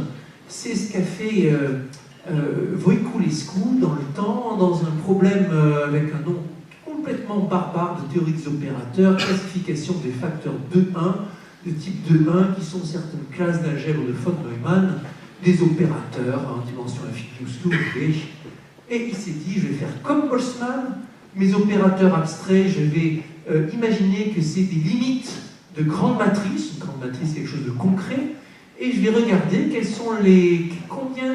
quel volume de grandes matrices je peux trouver qui approche le comportement de mes opérateurs au sens des traces de polynômes non commutatifs correspondant à des observables dans le langage de la géométrie non commutative. De la géométrie non commutative, pardon.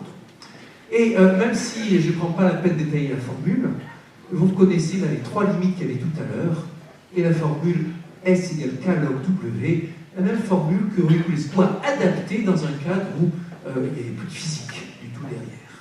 Et l'entropie, c'est un concept mathématique, une fois qu'on l'a mis sur la table, sous sa version statistique. Et puis, dire quelque chose aussi sur l'une des contributions les plus célèbres dans les équations dérivées partielles au XXe siècle, celle de Nash. Le dernier travail réalisé par John Nash, la Banque des données de santé, qu'on sait bien, l'ont empêché de continuer son œuvre. Si, entre parenthèses, vous voulez vous renseigner dessus, surtout n'allez pas voir le film Beautiful Mind, mais lisez la biographie dont le film est censé être tiré. Et l'un de ses résultats les plus célèbres, et peut-être le plus beau, c'est cette preuve de régularité pour des équations de diffusion sous forme de divergence, qui a été un choc complet pour quand ça a été résolu par Nash. Et parmi les chocs, il y avait le fait que l'entropie joue un rôle dans ce qui semblait être purement un problème de régularité, l'équation dérivée partielle. Un peu le même choc qu'il y a 10 ans, 15 ans, quand la preuve de Grigori Perelman de la conjecture de Poincaré faisait intervenir l'entropie alors que c'était un problème purement topologique. Alors, qu'est-ce qu'il dit l'estimation de régularité de Nash?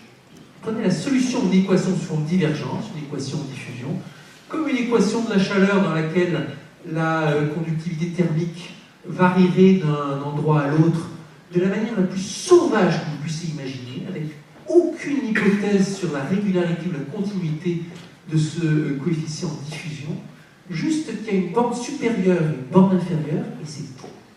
Et prouver que la solution est automatiquement continue, et même un peu mieux continue, l'air continu. Ça, c'était du sport. Et Nash l'a démontré en même temps, de manière complètement indépendante qu'un mathématicien italien, Elio De Giorgi. Et quand vous regardez la preuve, ça commence avec quelques objets familiers, une intégrale du carré, une entropie de Boltzmann. Comment Nash connaissait l'entropie de Boltzmann? Parce qu'il en avait entendu parler par Carlsson, qui avait édité les travaux de Kalman, le premier Suédois à avoir fait une étude mathématique de l'équation de Boltzmann. Et puis un déplacement moyen par rapport à une source de chaleur, si vous voulez.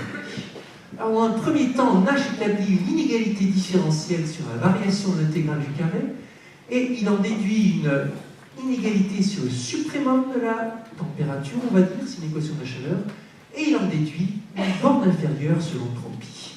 Il en déduit que la solution ne peut pas, que la solution a un certain étalement automatique, et c'est quantifié en termes d'entropie. Ensuite, il montre qu'on peut relier l'étalement à l'entropie de deux manières. D'une part, si l'entropie est élevée, fatalement la distribution est étalée. D'autre part, si vous produisez de l'entropie, ça contrôle la façon dont vous vous étalez.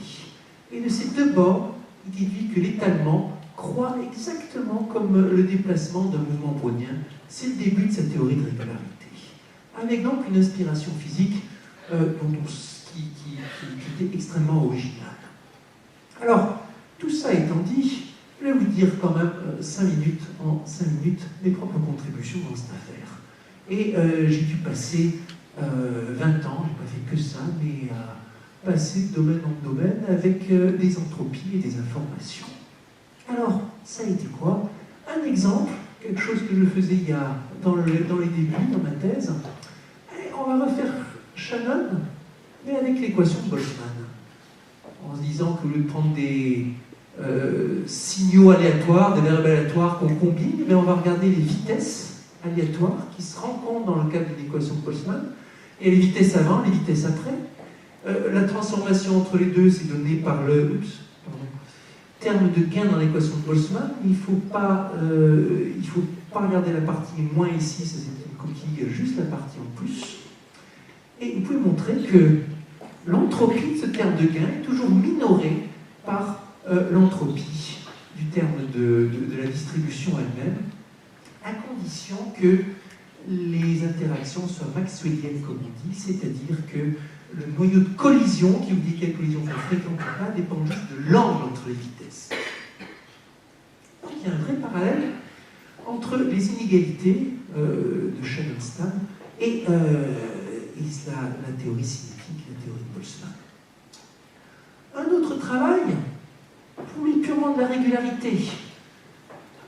On sait que quand on regarde dans l'équation de Boltzmann des interactions de longue portée, un peu comme des interactions coulombiennes, des interactions de portée infinie, mais il y a une régularisation automatique des données qui se fait.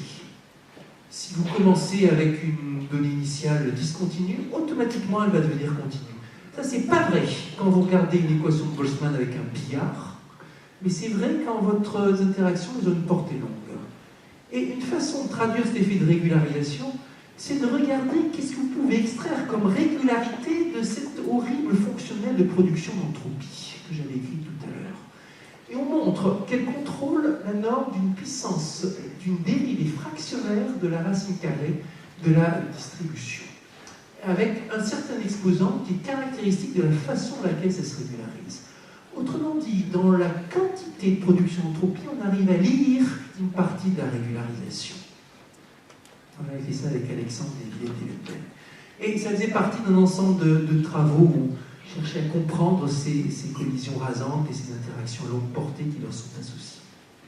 Alors, un autre travail que j'ai fait avec Godino, Lebovitz et Moore montrait que l'entropie, ce n'est pas juste une question d'équation de la chaleur ou d'équation de Boltzmann, mais que n'importe quelle diffusion non linéaire de la forme divergence de A gradient sigma de F, où sigma c'est une non-linéarité, vous pouvez trouver une fonction d'entropie qui a le même genre de propriété de monotonie et une interprétation en termes informationnels.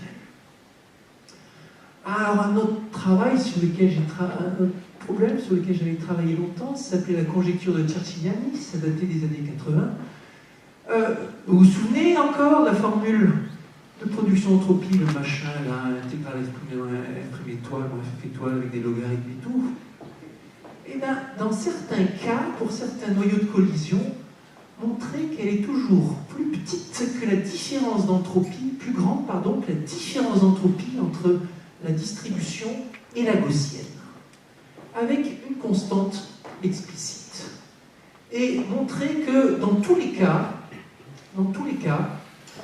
la production d'entropie est minorée par une constante qui dépend que de la régularité de F, multipliée par une puissance 1 plus epsilon, où epsilon est aussi petit que je veux, de la différence entre l'entropie de F et l'entropie de la gaussienne. Et donc quelque chose qui donne une rétroaction, puisque évidemment, ça c'est la dérivée de l'entropie, et ici vous avez l'entropie elle-même, l'entropie elle-même. Toute une affaire, et c'était lié, la solution était liée aux inégalités de Shannon-Stan aussi. Et un autre truc qui m'a occupé longtemps, et qui l'avait résumé en 4 lignes. Quand vous regardez l'augmentation de l'entropie, je suis un gaz de Boltzmann, je pars avec une entropie basse, mon entropie elle augmente, elle ne va jamais être plus haute que l'entropie de la gaussienne, donc si je veux tracer la courbe, je fais quoi? Ça va faire un truc comme ça. Hein? Ah non, ça fait un truc qui est plutôt comme ça. Et si vous regardez en diagramme, ça c'est un diagramme logarithmique, on a juste renversé les signes, vous voyez, c'est la courbe du dessus. Regardez, ça fait des espèces d'oscillations. La courbe d'en dessous, c'est un truc qui est proportionnel à la production d'entropie. Regardez ça, la production d'entropie, tantôt elle monte, tantôt elle descend, elle monte, elle descend. L'entropie augmente toujours, mais la production d'entropie, elle fluctue. En termes physiques, ça traduit des situations où le gaz est presque dans un état hydrodynamique, et ça dans un état où une situation où il est presque dans un état homogène. Alors, dans plein de cours de physique, on apprend que quand on regarde l'évolution d'un gaz, typiquement, il commence par devenir hydrodynamique et ensuite les paramètres hydrodynamiques s'équilibrent. Ça, c'est complètement faux. En vrai, en tout cas pour un gaz dans une boîte, les deux phénomènes se passent conjointement et le gaz oscille vers plus ou moins d'homogénéité. Et de temps en temps, il y a des situations même dans lesquelles il va devenir presque homogène longtemps avant de devenir gaussien. Et ces oscillations-là, c'est un effet de type mécanique des fluides.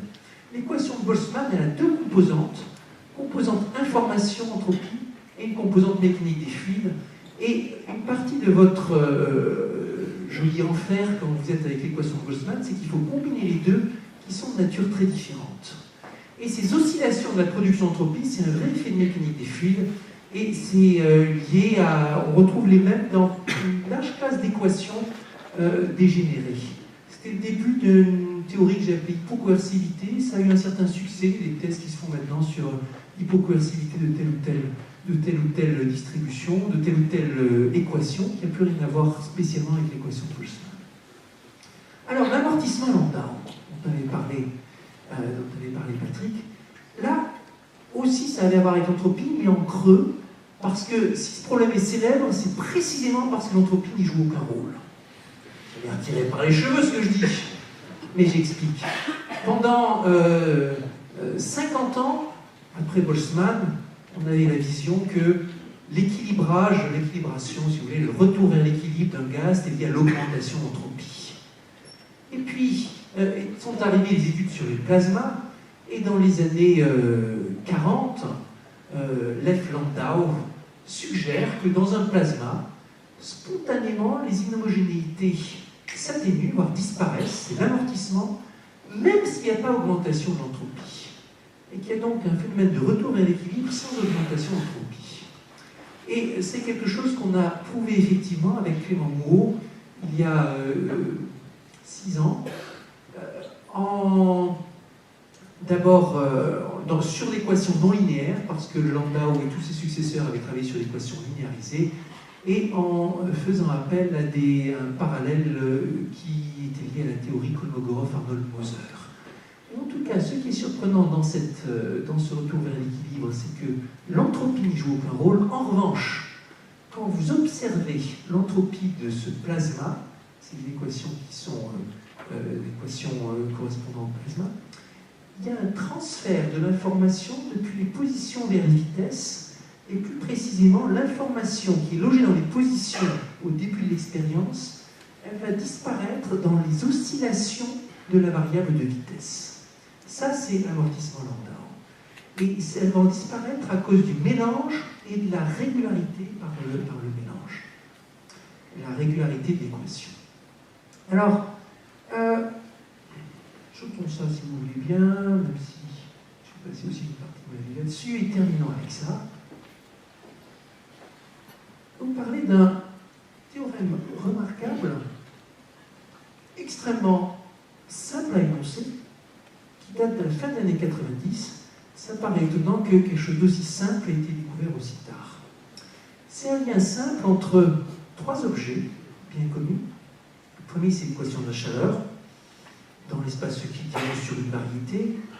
Deuxième, c'est l'entropie de Boltzmann. Et troisième, c'est le transport optimal, dont parlait Patrick tout à l'heure.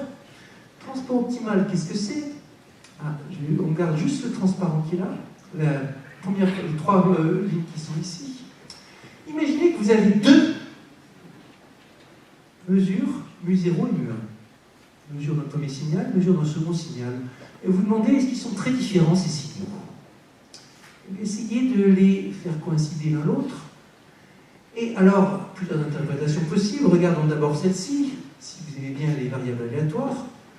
Regardons la manière la plus économique de faire un couplage de la première mesure avec la seconde mesure, le plus économique au sens des moindres carrés, et appelons ça la distance entre la première et la seconde mesure.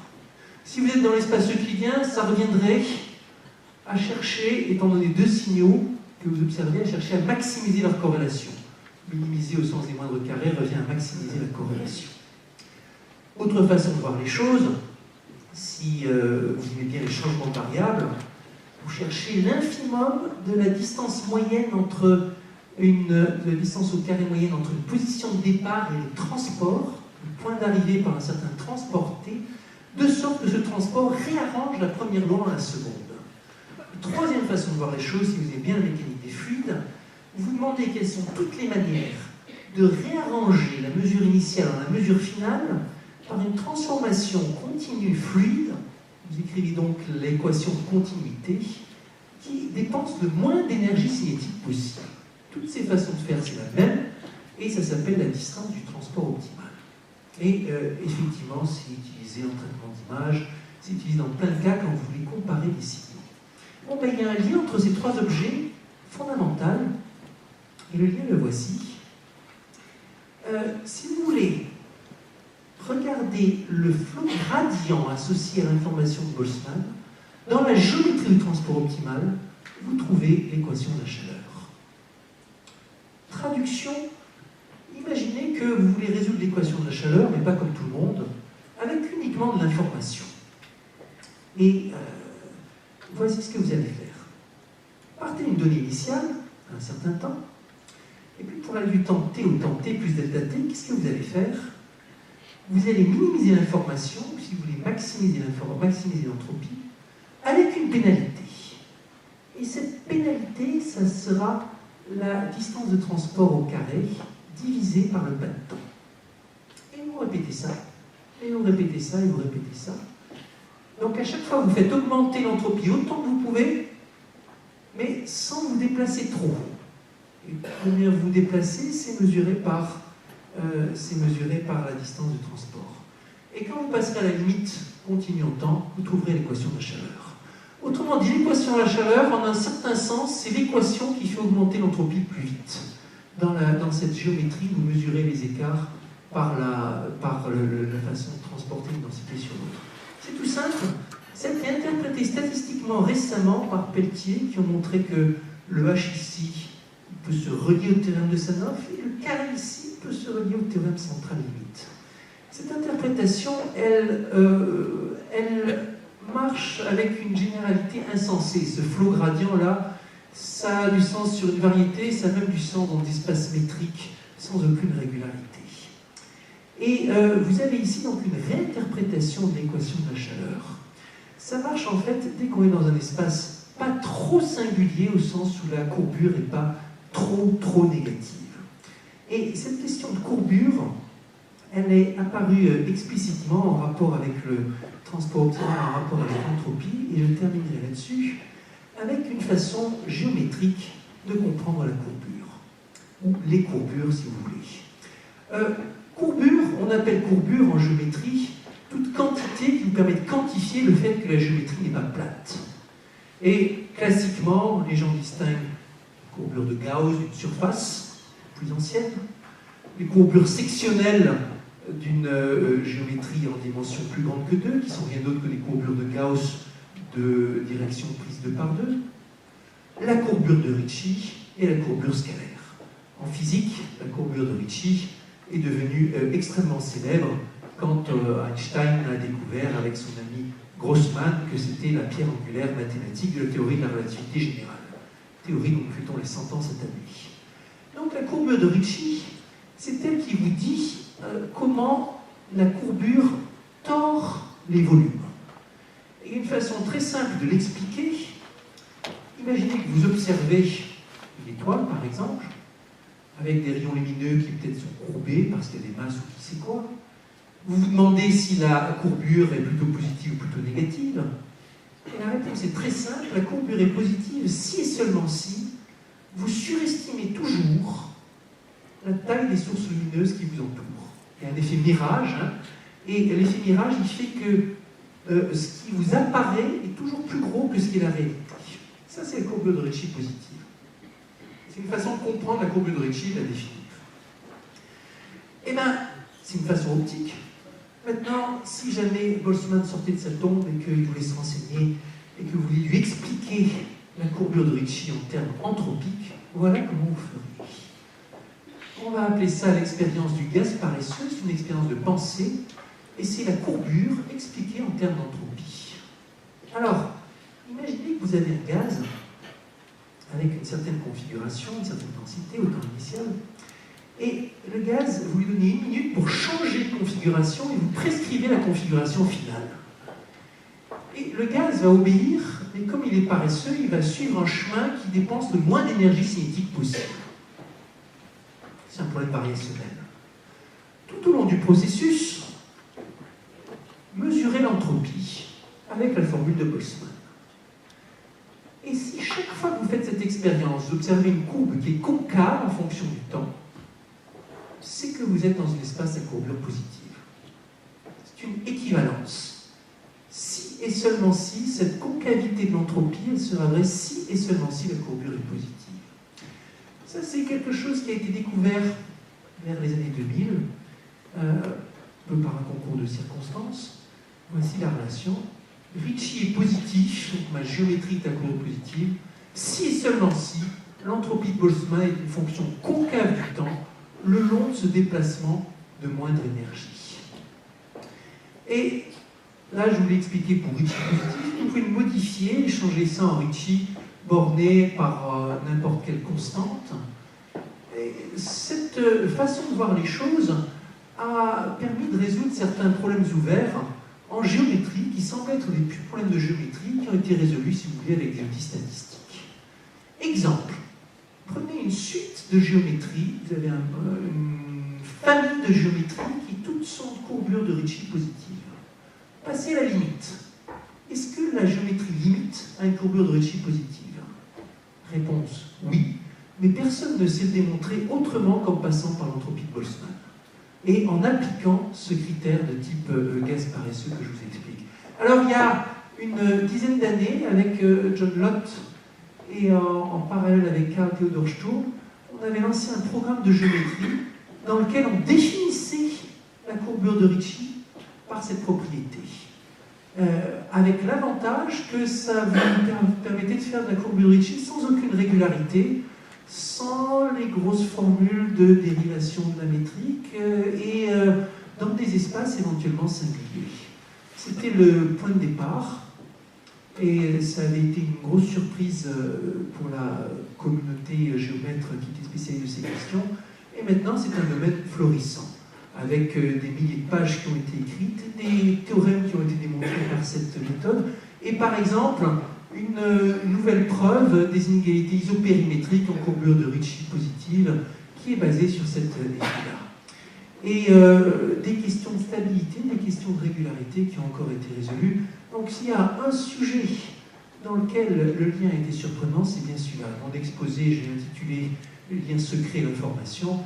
Mais là, vous voyez qu'il y a un lien secret entre la courbure de Ricci, l'équation de Boltzmann, les inégalités de Shannon, et ce lien, c'est l'entropie. L'entropie, ici, utilisée comme une façon de détecter la courbure. Et sur cette touche qui, même si j'ai initié et travaillé dessus dans ce domaine, continue à me fasciner personnellement. Voilà, je vous remercie.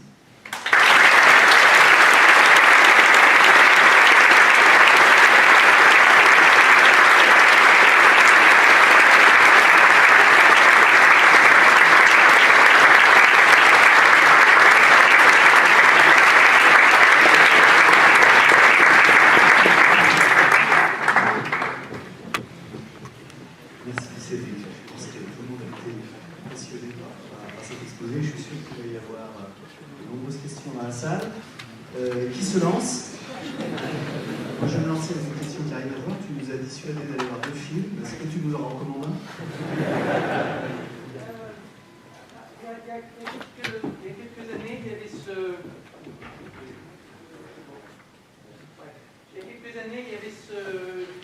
petit film sur Turing qui s'appelait Codebreaker, que je trouvais pas mal. J'ai bien aimé. Les 2 films où il parlait des Polonais, ce qui est vraiment pas sympa. Mais le film était raisonnable. Il y a plein de choses qui sont invraisemblables dans l'unité échangée, en force. Je ne sais pas si c'est fort, mais quand on l'a trouvé, c'est simplement incroyable. Mais bientôt, il y a le film sur la relativité générale, produit par l'Institut Henri Poincaré. Ok, super.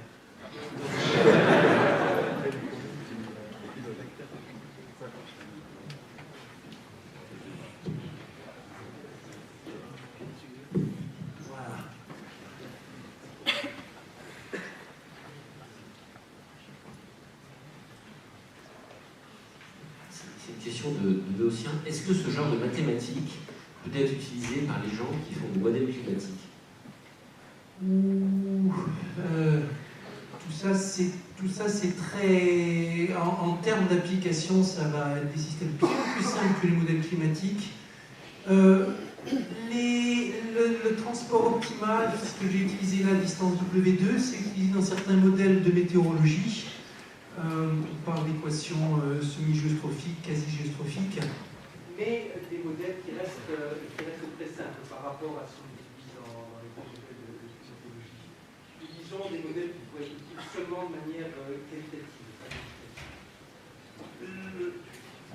Tout ce qui est traitement du signal, l'information, tout ça, évidemment, chaque fois que vous avez l'assimilation de données, l'interprétation, ça va jouer un rôle. Mais les équations que vous payez, elles sont bien plus costauds. Avec ça, peut-être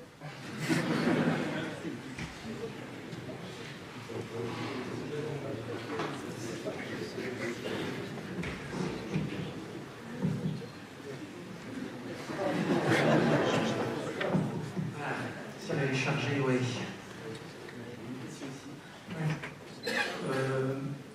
Est-ce que l'entropie peut être utile pour Navier-Stokes et la régularité? Alors, Navier-Stokes incompressible et Navier-Stokes compressible sont très différents. Le Navier-Stokes incompressible, pour l'instant, est dominé par des qu'est-ce qu'on va dire, des effets linéaires, des effets de régularité linéaire et par de l'analyse harmonique. Et il n'y a pas de trace d'entropie dans la régularité de Navier-Stokes incompressible. En revanche, dans Navier-Stokes compressible, là il y a l'entropie naturelle du fluide compressible avec une intégrale de rho log rho, un rho log t ou un truc comme ça, et une constante. Là, elle est utile, effectivement. Dans le temps, j'avais fait une étude sur le problème suivant. Prenons Navier-Stokes compressible dans une boîte périodique pour éviter les problèmes de conditions limites. Et imaginons qu'on a une solution très très régulière avec toutes les bornes qu'on veut, prouver qu'on converge effectivement vers l'équilibre et de manière quantitative. Et ça, sans entropie, je ne vois pas de moyen d'y arriver. Avec l'entropie, avec l'étude de l'entropie, on y arrive. C'est lié avec ce que je disais, hypocoercivité. Donc pour le retour vers l'équilibre, ça sert de façon claire. Pour la régularité, ça va servir de manière beaucoup plus faible dans les théories de solutions faibles pour donner un minimum de compacité, on va dire. Là aussi, l'entropie sert comme étant un peu le dernier truc auquel on arrive à se rapprocher dans un contexte où toutes les estimations explosent. Donc dans le compressible, oui. En fait, Boltzmann et Navier-Stokes compressible sont très proches.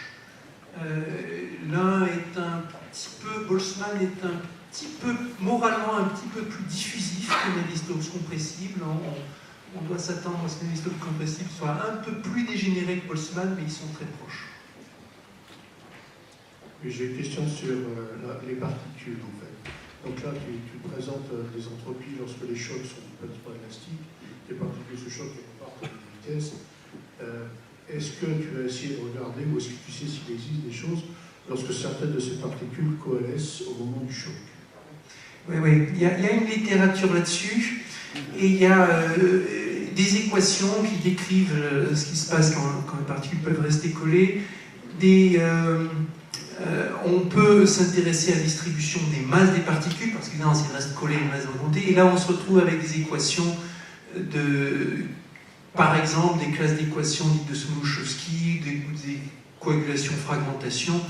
Et il y a une certaine littérature intéressante qui marche bien quand on oublie les inhomogénéités. On regarde ça pour des distributions homogènes statistiquement, et on arrive à prouver des effets intéressants comme ce qu'on appelle la gélation, le fait qu'en temps fini, une énorme particule apparaît, disons, et quelque chose de macroscopique. Ça, c'est un phénomène intéressant et pour lequel il y a une jolie théorie. Ce qu'on ne sait pas faire, même quand c'est des choses juste un peu inélastiques, c'est des choses raisonnables avec les inhomogénéités. Par exemple, tous les physiciens qui travaillent sur les milieux granulaires ça qu'il y a des phénomènes de clustering, d'instabilité qui apparaissent spontanément. Et en gros, aucun modèle mathématique raisonnable on arrive à démontrer que ça se produit. Ça fait partie des grands mystères qui restent dans la théorie de statistique classique, je dirais. Et là, en revanche, pour ces problèmes, quand c'est inélastique, l'entropie s'écroule. On n'arrive plus rien à lui faire dire. Elle peut aller dans un sens, dans l'autre, et le paquet de la théorie des mathématiques se casse la figure.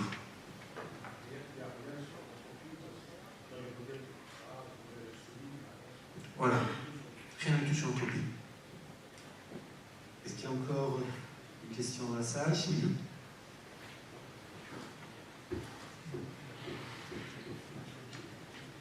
Alors moi j'ai une question qui concerne plutôt l'astrophysique, au sens où il y a une formulation qui a été donnée par Hawking, et je ne sais plus quel est le nom de son confrère, pour définir l'entropie sur les trous noirs. Et cette entropie est définie par rapport à la surface, et non pas par rapport à une distribution. Du coup, comme vous parlez d'entropie et de courbure de Ricci, est-ce qu'on peut du coup étudier un trou noir vis-à-vis d'une entropie comme vous l'avez défini dans la présentation? C'est la réponse courte, c'est que je ne sais pas. Et ensuite, il y a le problème aussi de comment on gère le trou noir.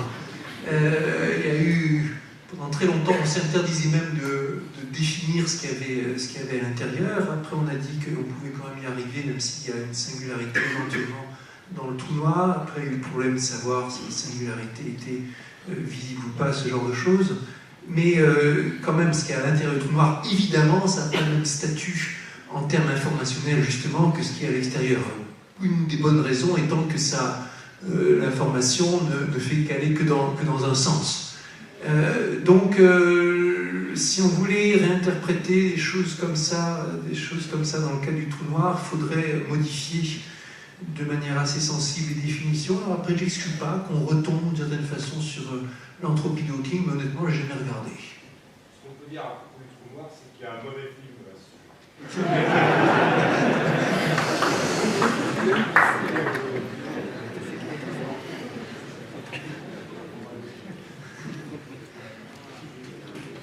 Encore une question?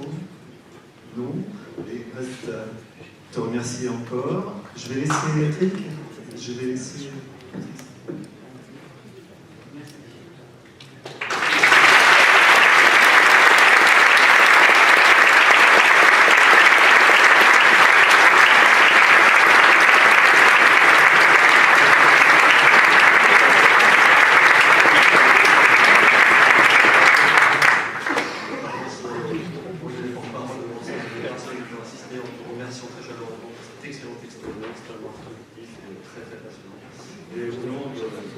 Au nom du Clati, nous sommes heureux de t'offrir ce petit cadeau modeste de bon cœur.